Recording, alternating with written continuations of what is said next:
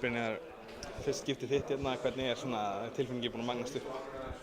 Má segja að þetta hafi maður fyrst vaknað svona á sunnudaginn að átta sig á þessu hvað var að fara í gang. Þetta hefur bara verið virkilega skemmtilegt sumar og mikið ferðalög og svona. Maður var kannski orkar stundum neikvæð á tímabili þegar maður var kvartað yfir álagi vegna ferðalaga en núna á sunnudaginn þá svona bara kom þessi spenningur yfir mann og sérstaklega núna í dag þá bara finnum maður að styttist til leiki.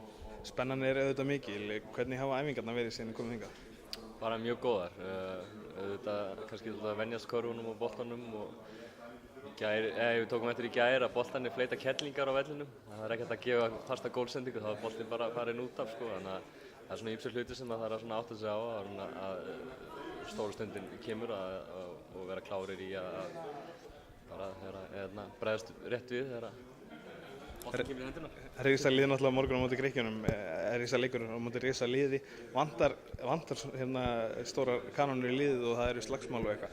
Er það eitthvað sem þið hafa verið að skoða?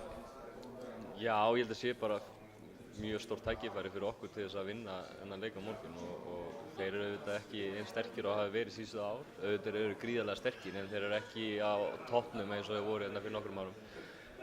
Ég held að tækifæri sé til staðar og það liggja á ýmsum sviðum, bæði sóknarlega þá tekið eftir að þeir eru eiga til að gleyma sig aðeins varnarlega og svo bara varnarlega að koma á óvart með þessum íslenska varnarleik sem dálítið svona öðru í þessu heldur en þeir eru vanir og það kannski getur komið okkur góða stöðu til þess að vinna leikin. Andinn í hópnum, þessi klassíska spurning, hvernig er hann? Bara mjög góður, það er alltaf gaman að vera með strákunum og mikið fíflaskapur og bara mikið leiki og fjör og þetta er eintóm skemmtun. Herbergisfélaginn Hörður Axel hefur spilað í Grikklandi, hefur hann ekki verið að henda einhvern sögum á þig?